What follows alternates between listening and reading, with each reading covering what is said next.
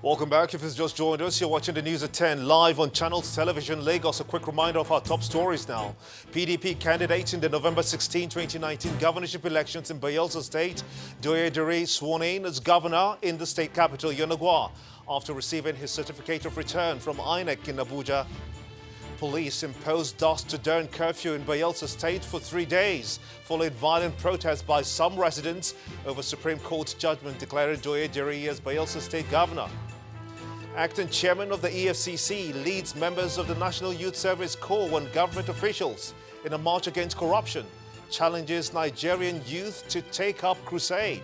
And Egypt confirms first coronavirus case in Africa, notifies the World Health Organization and places patient in isolation for treatment and monitoring. Plus business, sports and news from Abuja, the FCT, and later international news from our London studios. Our website, channelstv.com, has more information on our top stories and others. Do subscribe and watch Channels Television's live stream on YouTube and other social media platforms using your mobile device browser, or download the Channels TV app for Android and iOS devices from their respective stores. You can also watch us via your smart TV platforms on Apple, Android, Fire and Roku TV. Vice President Yemi Osinbajo believes that the role of the church in bringing world harmony is crucial, and the solution to the world's deepest problems can be found in the gospel. Professor Osinbajo said as much while receiving the delegation from the World Methodist Council, led by its president, Reverend Dr. John Chung Park, at the State House in Abuja. While commending the efforts of Vice President Osinbajo in promoting religious harmony in Nigeria, Reverend Park encouraged Christians in the country to live in peace with people of other religion and set a standard for other countries.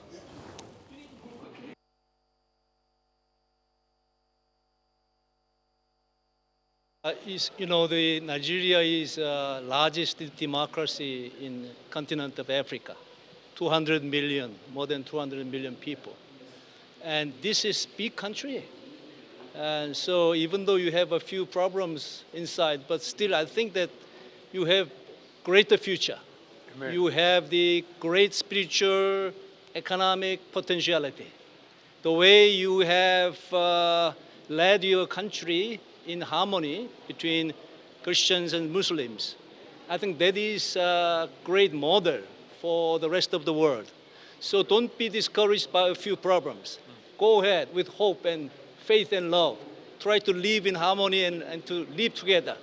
That will be a shining light for all the rest of the world. These two great religions is a religion from the Abrahamic heritage.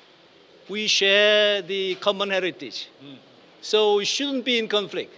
Rather, we should be in harmony and living togetherness, so that you, both religious traditions and religious people, be the great models for the rest of the religions, as well as for the rest of the people where the religious, ethnic, racial conflicts are. A definitive statement from the World Methodist Council for Nigeria. You're watching the news at 10, of course, on Channels Television, reaching you live from Lagos. Let's cross over to our Abuja studios now on this very important day of Valentine. I hope things are going on well with you, Ibrahim Adra. Everything is cool at this end in Abuja. Gimba, it's good to see you and welcome to Abuja.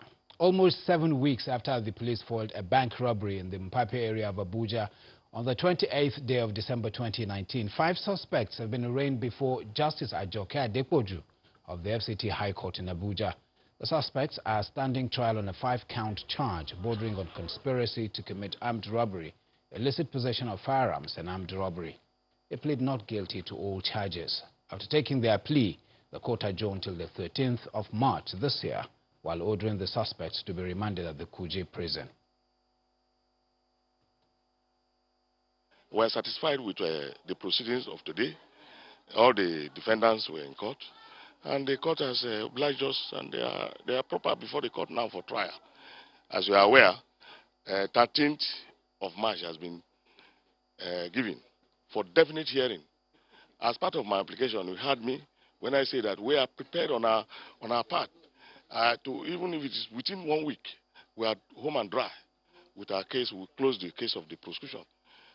We have been kept in a state of suspense about the arraignment. And as a matter of fact, we were not made certain about the arraignment until they were already in court. So we had no idea of what our clients were even being arraigned for. We had no idea, except based on our guesses, professional guesses. And then we found ourselves in court. So how do we, under these circumstances, satisfy the court that the court can justly and judicially exercise its discretion in their favor without upsetting the table of justice? So I think what was done today was basically to minimize any stress. The case has been adjourned. We'll do the needful before the next date. And in an effort to curb another societal menace, the chairman of the Economic and Financial Crimes Commission, EFCC, Mr. Ibrahim Magu, is seeking the cooperation of youths in the fight against corruption. Mr. Magu, who spoke at a walk against corruption in Abuja, describes youths and women as the most affected when corruption thrives.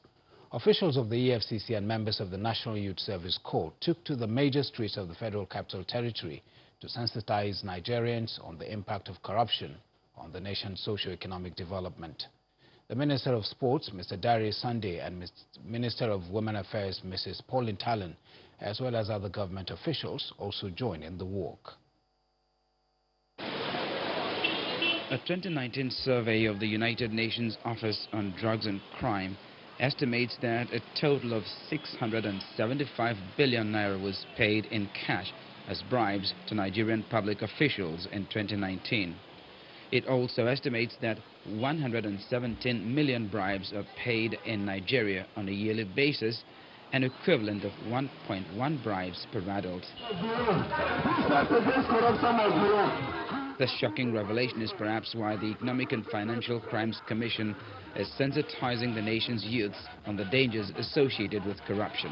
Youth and women own the future of this country. So that is why you are the most vulnerable.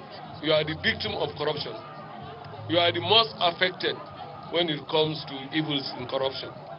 So that's why I want to appeal to you to please take ownership in the fight against corruption. From the popular Ademola Adetokunbo Crescent to the Shehu Shagari Way, officials of the Economic and Financial Crimes Commission, top government officials and members of the National Youth Service Corps take a walk to speak against corruption. Their message is loud and clear: shun corruption.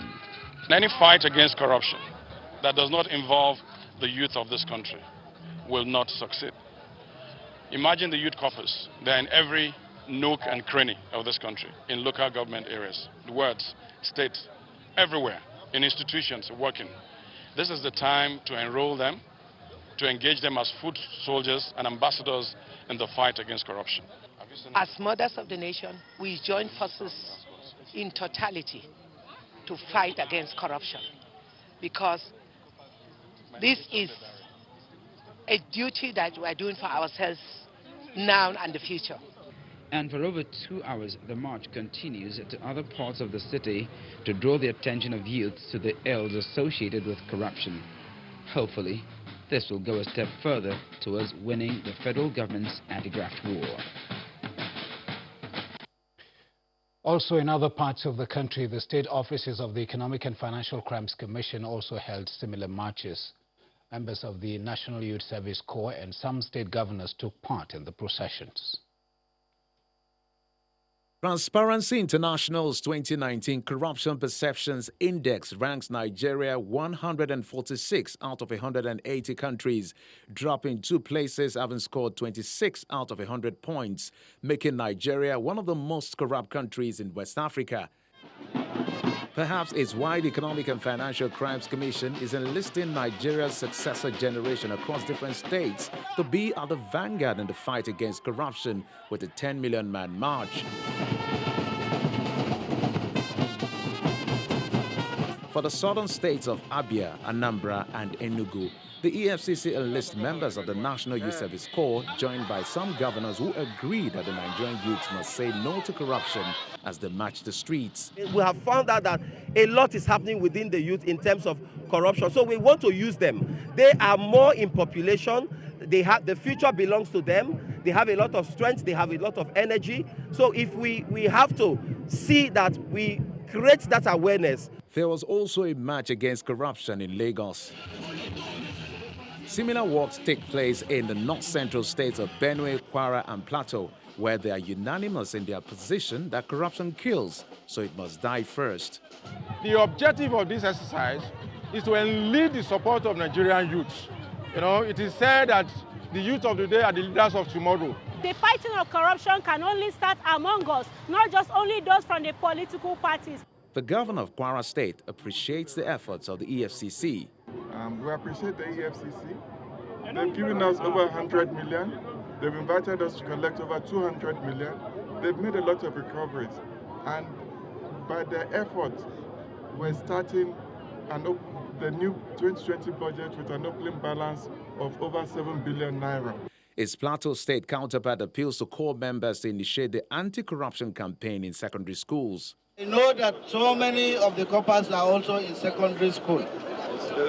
I want to challenge you to set up anti-corruption clubs in all the secondary schools in my state before you leave. It's also an impressive turnout in Kaduna and Adamawa states, where Governor Maro Fintiri joins in the campaign. The ripple effect of corruption is quite massive, and the federal government insists it has recorded gains in its fight against corruption through high-profile convictions, recoveries, and institutional framework. Now that the youths are joining in, hopefully, more successes should be recorded.